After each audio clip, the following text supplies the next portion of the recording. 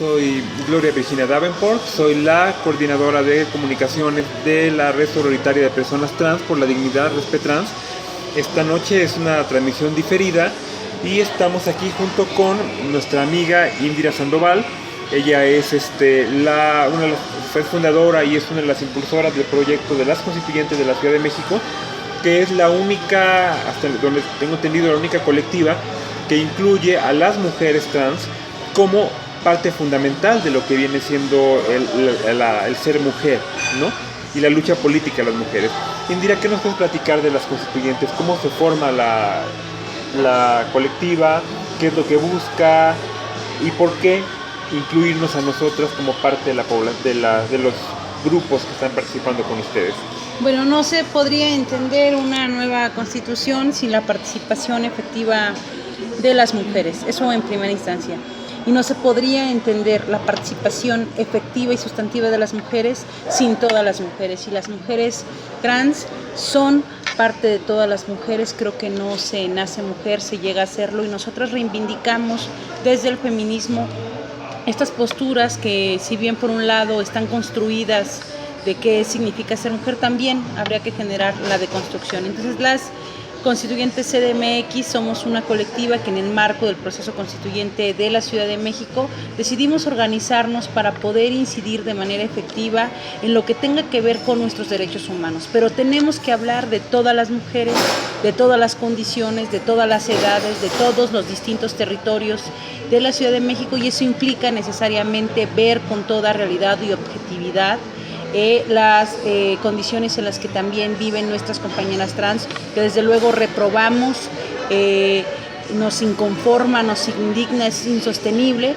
la situación actual de toda la ola de feminicidios, pero específicamente los transfeminicidios de quienes hemos dado cuenta en días actuales.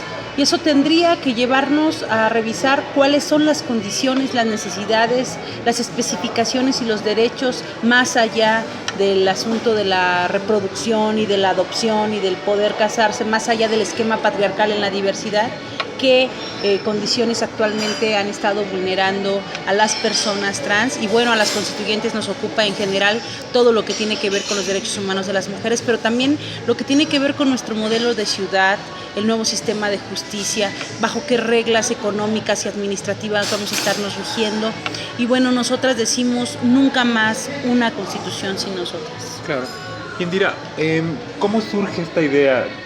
Te digo que es muy revolucionaria en los movimientos feministas, de incluir a las mujeres trans, porque hemos sido una población que tradicionalmente ha sido excluida de los feminismos, ¿no? Hemos tenido incluso problemas con estos encuentros feministas latinoamericanos del Caribe, los EFLACs, en el cual constantemente pues se está hablando de que no somos mujeres y cerrarnos la puerta y todo, y justo en este momento vemos que aparecen ustedes. El hecho de incluir a las mujeres trans, ¿les ha significado a ustedes algún distanciamiento con algunos otros movimientos feministas? Bueno, hay motivos suficientes como para que siempre el movimiento feminista tenga dentro de su pluralidad y diversidad algunas divergencias. Sin embargo, quienes nos asumimos como parte de las constituyentes, y al decir que es en el marco de una constitución, eso implica necesariamente un marco democrático, y hay una falsa democracia si no es con las mujeres, y sería una falsa democracia con las mujeres si no es con todas las mujeres. Entonces, no solo tiene que ver con que una ocurrencia de dónde salió la idea de incluir a las mujeres trans, tiene que ver con una postura política, tiene que ver con que la inclusión y la pluralidad pasa por recoger la diversidad de las propias mujeres y de los propios feminismos. Y en el movimiento feminista confluimos mujeres de distintas expresiones del feminismo, desde mujeres militantes de partidos políticos, mujeres antipartidistas, mujeres líderes comunitarias, mujeres de las organizaciones de la sociedad civil, académicas, vecinas, algunas con construcciones teórico-ideológicas mucho más acabadas, otras no, pero también ahí cumplimos una responsabilidad como feminismo, el de llamarnos a conversar, a discutir, a reflexionar, a deconstruir y a construir juntas desde distintos enfoques o nuevas realidades. La actual situación en este país nos requiere a todas, tenemos que voltear a vernos, no podemos entender la lucha de los derechos humanos, de la igualdad sustantiva, de la no discriminación, discriminando entre mujeres o desconociendo la forma de ser mujeres. Sería una postura muy biologicista, muy cromosomática, entender que las mujeres somos aquellas que tenemos los cromosomas de ciertos temas y estaríamos cayendo en las construcciones patriarcales de lo que ha sido ser mujer históricamente. Las feministas que convergemos en las constituyentes, las mujeres que participamos en las constituyentes, reconocemos las distintas formas de ser mujer, y implica no solamente por lo sexual y por lo que biológicamente nos componga, implica también por lo social. Las mujeres indígenas, las mujeres en situación de reclusión que no están precisamente participando y que tienen cancelados muchos de sus derechos, tendríamos que estar poniendo en la mesa las condiciones que las distinguen y las necesidades que se requieren, pero también las mujeres rurales y también las mujeres jóvenes, las personas adultas, las mujeres de las disidencias sexuales tendrían que ocuparnos, es decir, no podemos hablar solo de un tipo de mujer y tener un retroceso en nuestra propia agenda feminista. Las mujeres trans son mujeres, las mujeres trans tienen derechos humanos y las mujeres trans son parte de la agenda feminista. Que se diga, no puede haber una agenda feminista en el marco de las discusiones políticas y democráticas si solo nos vemos a la mitad unas cuantas o si nosotras nos segregamos o entre nosotras mismas nos discriminamos. Indira, lo interesante es que en las constituyentes, bueno, habemos personas trans, yo misma formo parte de las constituyentes, fui invitada por ti, hay compañeras lesbianas también, compañeras bisexuales. ¿Cómo en un momento dado, en estos momentos en los cuales vemos una agresión tan directa de las iglesias, de la ultraderecha, cómo puede el feminismo, sobre todo el nuevo feminismo que están llevando ustedes, servir como una tribuna tal vez para enfrentar estos ataques, que son finalmente ataques patriarcales? El ataque de la derecha, de la ultraderecha, de grupos conservadores y que tienen una gran cercanía con la iglesia, que es quien está encabezando y orquestando todo este odio que ya ha tenido resultados desafortunados, como es el caso de la ola de feminicidios y transfeminicidios, tiene que ver no solamente con el atentado a los derechos humanos de las disidencias y de las mujeres, porque también toda la iglesia y la ultraderecha condena y criminaliza los cuerpos y persigue los cuerpos de las mujeres, sino es un atentado contra el Estado laico, es un atentado contra la forma democrática y la gobernabilidad de las instituciones, y eso nos tendría que ocupar. Pero poniendo del otro lado cómo convergemos en las constituyentes, estamos mujeres lesbianas, mujeres bisexuales, mujeres heterosexuales que también tendríamos que reconocer como parte de la diversidad sexual, mujeres trans y demás, pero más que estar, o aunque no estén, si no están de manera participativa o militante o activa, mujeres indígenas en las constituyentes, no significa que no sea nuestra agenda. Y si están, qué bueno, que nos da muchísimo gusto que militen y sean parte activa mujeres trans en las constituyentes, pero si no estuvieran, sigue siendo de nuestra agenda. Entonces, y también decir que la agenda de las constituyentes y la agenda de las mujeres en este proceso no es un apartado específico dentro de la Constitución. Nuestra agenda es toda la Constitución. Nos interesa cuál va a ser el modelo de ciudad, las formas administrativas, las formas fiscales que vamos a tener, la conformación de las alcaldías, la representación ciudadana, los mecanismos de transparencia, las formas de gobierno, los principios generales que habrán de regir este nuevo pacto político y social. Entonces, sí tenemos que decir cuál es nuestra agenda, más allá de si son trans o no las mujeres. La despatriarcalización, la descolonización y la desgenitalización política vienen a ser parte fundamental de la agenda, como también la defensa del Estado laico. Entonces, las constituyentes, en tanto tenemos claros ciertos irrenunciables, en esa claridad se tienen que ver traducidos nuestras definiciones políticas, y por supuesto que nos pronunciamos por todos los derechos para todas las mujeres de todas las situaciones y condiciones. Claro. Indira dijo un comentario una palabra muy curiosa que nos trae a las dos un recuerdo muy especial, de una noche que estuvimos trabajando en un documento, ¿te acuerdas?, tan importante, y en el cual llegamos las dos y otras compañeras al término desgenitalización política, desgenitalización social de los cuerpos, ¿verdad? ¿Te acuerdas? Así es. Fue una noche de debates que no dormimos prácticamente nada, porque algunos compañeros hombres que nos estaban ayudando, o sea, se escandalizaron con la idea de la desgenitalización y pensaron que los íbamos a perseguir con un presto barbas, ¿verdad? Pero, Indira, platícanos, ¿qué es la desgenitalización política de los cuerpos?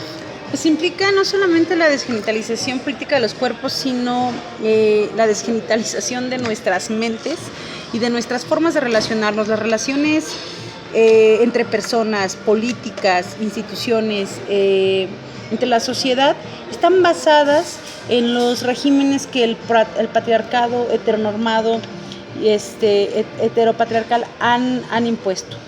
Los derechos, las políticas públicas, los programas sociales están basados de acuerdo a la genitalidad de las personas. Así están pensados. Se ha legislado desde un punto de vista muy genitalizado, pero eso tiene que ver con la patriarcalización también. Entonces, poder hablar de los derechos de las personas, poder hablar de las libertades de las personas, de las garantías para estos derechos y libertades, de su accesibilidad, más allá de la genitalidad, implica desgenitalizarlos. Entonces, no es la castración para ninguna persona, ni implica un proceso de la negación a nuestros genitales, sino que ante la ley un proceso de desgenitalización política requeriría una mirada que más allá de los genitales, sino vernos como personas y comentarlo, que esto no puede suceder si no va acompañado de un proceso de despatriarcalización que implica desmontar todas esas prácticas que alienten cualquier tipo de desigualdad. Tal vez los rostros más visibles del patriarcado sea el machismo, la misoginia, el sexismo. Pero el patriarcado tiene otras formas también de oprimir, a hombres y a mujeres, principalmente a las mujeres. Pero la forma de oprimir desde el centralismo, desde el clasismo, desde la gordofobia, desde el adultocentrismo, de la adultofobia, etcétera, todas estas partes que seccionan y dividen y permiten desigualdades, alientan este discurso de que habrá de basarnos dependiendo a los genitales que tengamos. ¿Cómo son nuestras compañeras trans que no han decidido renunciar a sus genitales masculinos? ¿Y cómo son también diferenciados de las mujeres trans que han decidido renunciar a genitales masculinos, asumirse desde una personalidad e identidad distinta como mujer en una construcción política y social? Y también son perseguidas. Entonces, en la propia diversidad, la desgenitalización marcaría una diferencia. Ahora, en toda la diversidad, incluyendo a las y los heterosexuales, la desgenitalización implicaría un paradigma para vernos como iguales. Es un desafío en materia de derechos humanos, en materia pro persona, en materia del ejercicio pleno de libertades. Es un desafío la desgenitalización como una práctica desmontada de vernos nada más y nada menos como lo que somos personas con posibilidad de derechos. Claro. Y ese término que sacamos aquella vez, pero sobre todo tú, que fuiste la que más lo defendió, el de la desgenitalización, ¿cómo ha sido percibido, cómo ha sido recibido por otras organizaciones, otras fuerzas feministas? Bueno, de entrada nos ha tocado que algunos documentos que pudiéramos haber hecho en colectivo no fueran suscritos, salvo que suprimiéramos estos términos. Pero yo quiero ser muy incisiva en el tema de que hay que insistir con los términos, porque hay debates no dados o no acabados, y los debates se inician también con la posibilidad de no quitar el dedo del renglón de los conceptos. Claro que no hay que hacer tecnócratas los discursos, claro que también hay que bajar un poco el tema, pero las posiciones y definiciones políticas no solo es que vayan acompañadas de conceptos, tendrían que ir acompañadas de ideas y de causas y de las implicaciones que tiene eso para la sociedad. Entonces, no habría que tenerle miedo a los términos. Yo invito a mis compañeras feministas de las distintas corrientes a que sigamos definiendo temas, porque estoy de acuerdo, estoy segura, más bien, o confío en que muchas de nosotras estaremos en favor del por persona, en favor de tratar a las personas más allá de los genitales, y eso implica también procesos al revés, tener que visibilizar que hay que desgenitalizar, porque quienes nos dedicamos a la defensa de derechos humanos, al tema de las políticas públicas, al asunto de su administración, e incluso presupuestación o legislación, sabemos que el caminito es visibilizar, problematizar, generar acciones afirmativas, posterior a ello alguna legislación, reglamentación, presupuestación, fiscalización y demás. Pero todo ese caminito empieza desde que empieces a nombrar, ¿no? Y desgenitalizar implica empezar a nombrar, y espero que muy pronto que podamos tener no solo acciones afirmativas, sino legislación y políticas públicas basadas en la desgenitalización, que implica ver de manera transversal los temas. Esperamos que no haya más activistas de la diversidad, incluso que se asuman feministas, pero que promuevan baños especiales, ¿no? Espero que no haya más compañeras que se asuman dentro de la diversidad o se asuman feministas y sigan discriminando la forma de ser mujer distinta a la que el patriarcado nos ha enseñado en estos términos binarios de hombre y mujer. Entonces, asumirnos incluso yo me asumo una feminista en proceso permanente de despatriarcalización, y eso me implica desgenitalizar no solamente mi cuerpo, sino descolonizar mi mente de estas prácticas heteronormativas. Ok, desde esa perspectiva, ¿cómo ven ustedes? Bueno, ¿cómo vemos? Pero más bien en este caso, ¿tú cómo ves directamente, Indira, el tema de los feminicidios que estamos viviendo? Bueno, la verdad es que la Iglesia Católica y toda su cruzada junto con la derecha, pero además también hay que nombrar a los responsables de ello, creo que fue jugar el dedo en la boca. Peña Nieto sabía lo que hacía cuando invitó a Los Pinos a los activistas de la diversidad, porque sabía que no sostendría eso en el Congreso, y no solamente por la falta de ingobernabilidad y lo que está sucediendo en la Cámara de Diputados y en la Cámara de Senadores, sino porque cualquiera que tenga el índice tan reprobatorio que tiene de su gobierno, de falta de popularidad y de resultados, creo que sería capaz de todo con el ánimo de legitimar algunos temas. Digo, hemos visto a Lorena Cruz, presidenta de Mujeres Nacional, en eventos que tienen que ver con convocatorias contra las violencias, como el del 24A, que asistió por invitación, que es lo más grave, a la gozadera. Entonces, ¿qué quiero decir con esto? Que el gobierno federal, en aras de estar buscando cierta legitimación de su reprobado gobierno, pues no solamente insistió con una iniciativa que tiene todas las herramientas jurídicas tal vez para avanzar, pero no la voluntad política. Y eso lo sabe perfectamente Peña Nieto y su gobierno. Y bueno, la izquierda respondió, y ha respondido también al amparo de la ingobernabilidad, de la vulneración de nuestro Estado laico.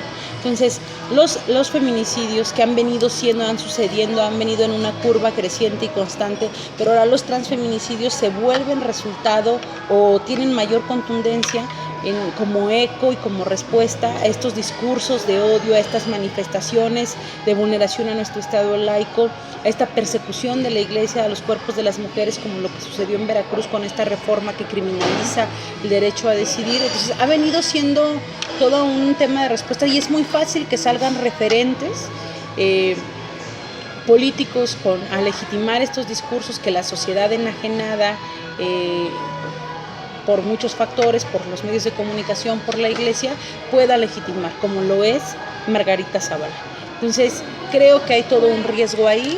Creo que los feminicidios no solamente se deben ver como un asunto aislado, creo que hay todo un caldo de cultivo: la segregación, la pobreza, la ignorancia, la militarización, este país tan sitiado, desde la lógica de la criminalización y la judicialización de varios temas, más todo lo que implica la desigualdad social, el machismo, el sexismo, han venido a ser caldo de cultivo para que esto suceda. Pero también hay una serie de impunidad, y también hay una serie de pactos patriarcales que protegen a muchísimos de los temas, y además una serie de omisiones por todo el sistema de justicia. Ahorita decías Margarita Zavala, es muy interesante. Hace poco, la semana pasada, anunció el Frente Nacional de la Familia que va a crear un libro hablando sobre la ideología de género, hablando sobre en contra del matrimonio igualitario, en contra de la educación sexual. Este libro lo van a repartir en escuelas, ya lo anunciaron, y es escrito por un tal Fernando Guzmán, me parece que fue ex candidato a gobernador del Partido Acción Nacional en el estado de Jalisco. Podemos ver, bueno, el estado de Jalisco pues siempre ha tenido mucha vinculación con el matrimonio Calderón-Zavala, ¿verdad? Esta embestida que también están lanzando contra la educación sexual en las escuelas, por un lado, pero promoviendo prejuicios como la famosa ideología de género, ¿qué tanto oprime a las mujeres? Bueno, además está en un riesgo no solamente hacia las mujeres, creo que tú lo dijiste bien, hay una comparsa de intereses políticos partidistas, de intereses de los clérigos y de las principales autoridades de distintas iglesias, pero eso tiene que ver también con intereses del gobierno en turno. No solamente es contra la educación sexual, hay un atentado y una cruzada contra toda la educación pública, contra la educación laica, contra la educación de calidad. Hay persecución al magisterio, siguen desaparecidos los normalistas. Entonces, ante todos estos vacíos del actual gobierno, quien ha salido fortalecido es la derecha, y también desde aquí tendríamos que revisarle, no solamente reclamarle a la derecha, sino qué onda con la izquierda, porque tienen corresponsabilidad de muchas de esas reformas que han impulsado. La verdad es que me aterra saber que se formalice en breve la derechización de una parte de la izquierda y culmine en una candidatura común hacia el 2018 con Margarita Zavala. No solo tiene que preocuparnos el que se distribuyan o no estos libros de educación sexual, tendría que preocuparnos también a dónde puede llegar esta consecuencia. A las familias tradicionales de México, claro que les está convenciendo este discurso que legitima la forma de ser familia, la forma de educarnos, además es el sistema patriarcal quien se está viendo fortalecido con todos estos esquemas. Entonces nos tendría que preocupar. No quisiera yo desvirtuar esta grabación, es decir, vamos a una carta de derechos que recoge las inquietudes, los derechos, al menos desde las constituyentes, los intereses de todas las mujeres, de todas las condiciones, de todas las edades, de todos los rincones de la ciudad. Pero tendríamos que obligar que este proceso tenga eco a nivel nacional. Viene el centenario de la Constitución y tendríamos que traer a la agenda de derechos y garantía de estos mismos, cuál tendría que ser, no el modelo de constitución solamente, el modelo de Estado, el modelo de gobierno, el modelo de país, que desde una perspectiva feminista, lo cual tenga que significarse que la agenda feminista es la agenda de mayor avanzada, la agenda de más derechos, porque tampoco estamos en una agenda mujerista, estamos hablando de una agenda de igualdad, de derechos, de libertades, y eso implica a la sociedad en su conjunto. Regresando ahorita al tema trans, ya estamos sobre tiempo casi, usualmente es media hora, pero eso me creo un poco más. Las constituyentes fue un proyecto que se juntó a apoyar a la red sororitaria de personas trans en este problema que tuvimos con el Partido Movimiento Ciudadano, y se hizo incluso una comisión mixta entre constituyentes y Respetrans para ver esta cuestión de las denuncias ante el COPRED, darle seguimiento al CONAPRED, y también para ver lo de la disculpa que todavía Movimiento Ciudadano se niega a entregar. ¿Cómo se da esta articulación? O sea, efectivamente el apoyo de las constituyentes ha sido vital para los avances que se hayan dado en estos procesos, ¿no? ¿Cómo ha sido para ustedes acompañar acciones de activismo directas del mundo trans? La verdad es que no espero sonar demasiado coloquial, pero ha sido de manera natural. Es nuestra agenda, no es un discurso, es parte fundamental decir que no pueden seguir existiendo estructuras de mando, de poder, aparte con membrete, con responsabilidad y con presupuesto asignado, que atente contra los derechos de cualquier mujer.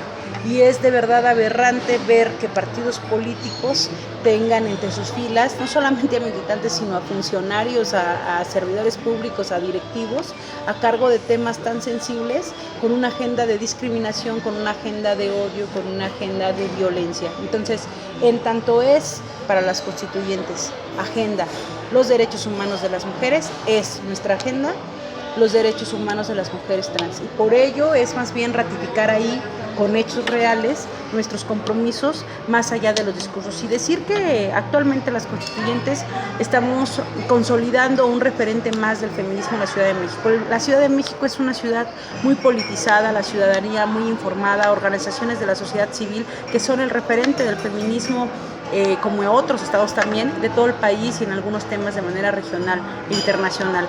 Pero vemos varios feminismos, no podemos solo decir que el feminismo de ciertos grupos, de ciertas alianzas y con ciertos tejidos son los únicos. Estamos otras mujeres y lo estamos haciendo creo que bien, desde las mujeres con el territorio y con las agendas de otras mujeres que en la vida real están enfrentándose a una serie de cosas y que se requiere de alianzas efectivas, y las alianzas efectivas son estando ahí de manera clara, de manera decidida y más allá rebasando el discurso, y ahí vamos a estar, Gloria. Claro que sí. En algunos momentos sí fue muy importante el apoyo que tuvimos de compañeras de las constituyentes. Por ejemplo, estos discursos del partido Movimiento Ciudadano en un video, bueno, más que nada de la coordinadora de Derechos Humanos de Movimiento Ciudadano en la Ciudad de México, en algún momento llegaron a ser tan ofensivos cuando ella empezó a señalar que las mujeres no éramos mujeres porque no teníamos senos, ¿no? Y en algunos momentos que estuvimos hablando con gente de Movimiento Ciudadano, compañeras como Adriana Luna Parra, que es integrante de las constituyentes, Mónica Pedrosa, Chantal Lecona, que han sido las tres que nos han acompañado, Esperanza Holguín también, pero en estos momentos de debate, ellas decían directamente, ¿no? Las compañeras trans son compañeras nuestras, ¿no? ¿Y qué pasa entonces? Si quitas a una mujer trans su derecho a ser mujer por no tener senos, también le estás quitando el derecho a cualquier mujer que haya perdido el seno por una mastectomía a ser mujer, ¿no?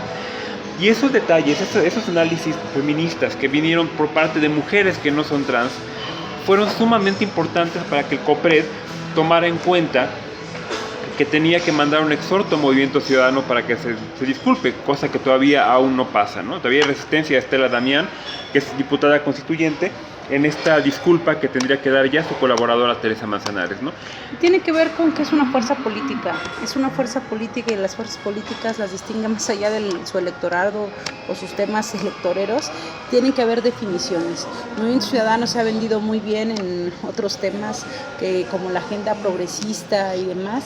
Incluso Estela Damián forma parte de un esfuerzo de otras organizaciones que hicieron sobre una bancada feminista. Creo que el feminismo, no vamos a sacar el feministómetro, pero hay mínimos. Y los postulados del feminismo que alientan por la defensa de un Estado laico, por el respeto a la diversidad sexual, por el derecho a decidir sobre nuestros cuerpos, que son los mínimos que pudiéramos darnos en el movimiento feminista, no veo esta parte de respetar la diversidad sexual en toda su integridad. Entonces, las mujeres trans son mujeres, son nuestras compañeras, y la agenda trans es parte de la agenda feminista de las constituyentes.